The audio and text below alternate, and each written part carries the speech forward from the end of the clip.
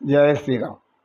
రామచంద్ర, రాఘవేంద్ర, రఘువీర, సీతాపతి.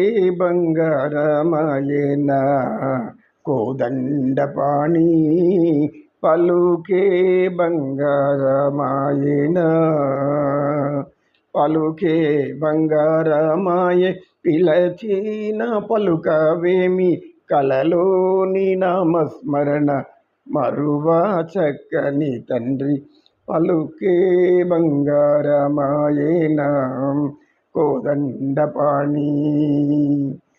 ఎంత వేడిన గాని ఇంతైనా దయలేదు పంతము చేయ నేనెంతటి వాడను తండ్రి పలుకే బంగారమాయేన కోదండపాణి.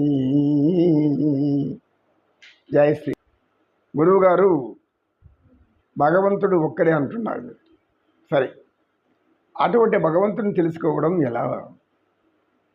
భగవంతుడిని ఎలా తెలుసుకోవాలి, ఎలా గ్రహించాలి? నాయనలారా, ఇదివరకే మనం చెప్పుకున్నాం. పతంజలి మహర్షి గారు ఆదిశేషుని అవతారంతో ఇక్కడ యోగ శాస్త్రాన్ని ఆయన నిర్మించారు. అందులో మానవులు భగవంతుని గురించి కొద్దిగా జ్ఞానం పొందాలి అంటే అష్టాంగ యోగం అనేది అని చెప్పారని ముందు చెప్పుకున్నాము. కనుక ఏదైనా ఒకటి ఆచరించందే మనకేం అర్థం కాదు. దేవుడికి మొక్కుతాం, భక్తి చూపిస్తాం, భక్తి కూడా యోగమే. ఆ భక్తిలో ఎంతసేపు లీనమై ఉన్నాము, ఆ లీనమైన భక్తిలో భగవంతుడిని ఎలా తెలుసుకుంటాము, ఇది తెలుసుకోవాలి. ఎలా తెలుసుకుంటాము? ఆ దైవానికి ఉన్నటువంటి గుణగణాలేవి, భగవంతుడు అంటే ఎవరు, ఎలా ఉంటాడు, భక్తి ద్వారా ఎలా తెలుసుకుంటాము, కర్మ ద్వారా ఎలా తెలుసుకుంటాము, జ్ఞానం ద్వారా ఎలా తెలుసుకుంటాము, యోగం ద్వారా ఎలా తెలుసుకుంటాము, ఇలా అనేక విధాలుగా భక్తి నవరసాలు చెప్పుకుంటాం. ఈ విధంగా భగవంతుడు తెలుసుకోవాలి అన్నప్పుడు మనకు ఆ దారిలో ప్రయాణం చేయాలి. గమ్యం చేరాలంటే ఆ దారిలో నడుస్తూనే కదా గమ్యం చేరుతాం. ఆ దారి ముందర నిలబడుకొని నేను గమ్యం దగ్గరికి పోవాలి, నేను పోవాలి. అడిగిపోయేది నీ గమ్యం ఏదో ముందు ఎత్తుక్కోవాలి కదా. నీ గమ్యం అనేక దారులు కనబడతాయి. ఒకప్పుడు బాగా డబ్బు సంపాదించాలి, ఇంకొక వైపు ఏమో గొప్ప గొప్ప అలంకరణలు కావాలి, సరే బాగా గొప్ప గొప్ప చదువులు చదివించాలి పిల్లల్ని. ఇలా అనేక దారులు కనబడుతుంటే ఏ దారిలోని పోతాము? అందుకే భక్తి అనేది చాలా అతి ఉన్నతమైనటువంటి శక్తి. భగవంతుడిని తెలుసుకునే యుక్తి కూడా అదే. కనుక భక్తి యోగమే ఎక్కువ మంది ఆచరిస్తారు. కర్మయోగము యోగులు మాత్రమే, జ్ఞానం ఉన్నవారు కర్మ ఎలా చేయాలి, చేసే కర్మ మంచిదా చెడ్డదా అది గ్రహించి మంచిది చేస్తూ ఉండేవాళ్ళే మంచి కర్మలు. అప్పుడు అది కర్మయోగం ద్వారా భగవంతుడు మనకి ఎవరో అర్థమవుతారు. కనుక ఏ శాస్త్రమైనా రావాలంటే దాన్ని మనం పూర్తిగా చదవందే ఏది మనకు చివరి జ్ఞానం రాదు, ఎటువంటిదైనా. ఈ విధంగా మనం భగవంతుని తెలుసుకోవాలన్నప్పుడు వేమన గారు ఒక చిన్న పద్యం చెప్తారు. చాలా అద్భుతమైనటువంటి పద్యం అది.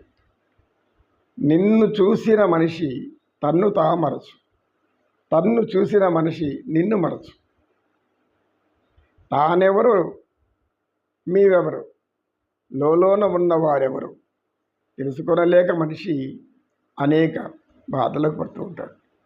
అంటే ఆయన ఆ రెండు పదాలు, వాక్యాలు, నిన్ను చూసిన మనిషి తన్ను తామరచు అంటే దైవం గురించి మనం తెలుసుకోవాలి. దైవం అంటే ఏమి, దైవశక్తి అంటే ఏమి, దైవం యొక్క జ్ఞానమేమి, ఆయన స్వరూపమేమి, ఆయన వికాసమేమి, ఆయన తేజస్సు ఏమి, ఆయన యొక్క ఓజస్సు ఏమిటి, ఈ సర్వము ఆయన ఎలా వ్యాప్తి చెంది ఉన్నారు, ఇవన్నీ కూడా మనం తెలుసుకోవాలంటే భగవంతుడినే చూస్తుండాలి. ఈ కళ్ళతో కాదు, జ్ఞాననేత్రాలతో చూడాలి. దానికి జ్ఞానం అవసరం. జ్ఞానం అంటే ఏమిటి? నువ్వు నిత్యం భగవంతుడిని మనసులో పెట్టుకుంటే అజ్ఞానం దరిష్టంగా అదే లోపలికి వస్తుంది. ఎందుకు? భగవంతుని తెలుసుకోవాలి, మనము ఆయనను పూర్తిగా గ్రహించాలి అనుకున్నప్పుడు ఆయన ఏం చేస్తారు? తన శక్తిని మనలో ప్రవేశపెడతారు. ఆ శక్తి అనంతంగా విశ్వమంతా నిండి ఉంది. విశ్వమంతా అనేక శక్తులు ఉన్నాయి. అన్ని శక్తులు ఆయనవి. అందుకే అన్ని రూపాలు ఆయనవి అంటాము, అంతటా ఆయనే అంటాము, సర్వాంతర్యామి అంటాం, omnipotent, omniscient, omnipresent. ఇంతకన్నా నిర్వచనం భగవంతుడికి మనం తెలుసుకునేది ఏం లేదు. అందుకని ఇక్కడ వేమన ఏమంటారంటే, వేమన గారు మహాకవి, యోగి వేమన.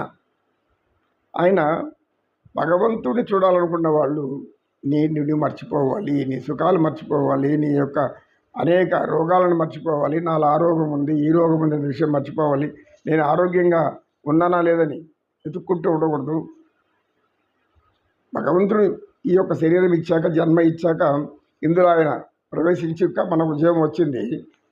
అప్పుడు మనం ఏం చేయాలి? ఈ బ్రతుకు దారిలో మనకు ఎటువంటి బాధ్యతలు అప్పగించాడో ఆ బాధ్యతలు నిర్వహించాలి, సక్రమంగా నిర్వర్తించాలి, క్రమ పద్ధతిలో నిర్వహించాలి, ధర్మాన్ని అనుసరించి పోవాలి, సత్యం అనేదాన్ని విడిచిపెట్టకుండా జీవించాలి. సత్యం ఎంతమంది చెప్తాం? నిద్ర లేచింది రాత్రి వరకు ఎన్ని నిజాలు చెప్పి ఉంటాం, ఎన్ని సత్యం మీద నడిచి ఉంటాం, సత్యాన్ని ఆచరించి ఉంటాం. మాటలు చెప్పడమే సత్యం కాదు, అబద్ధం చెప్పడం అసత్యం, సత్యం నిజం చెప్పడం అదొకటే కాదు, మన ప్రవర్తనలో కూడా సత్యం ఉండాలి.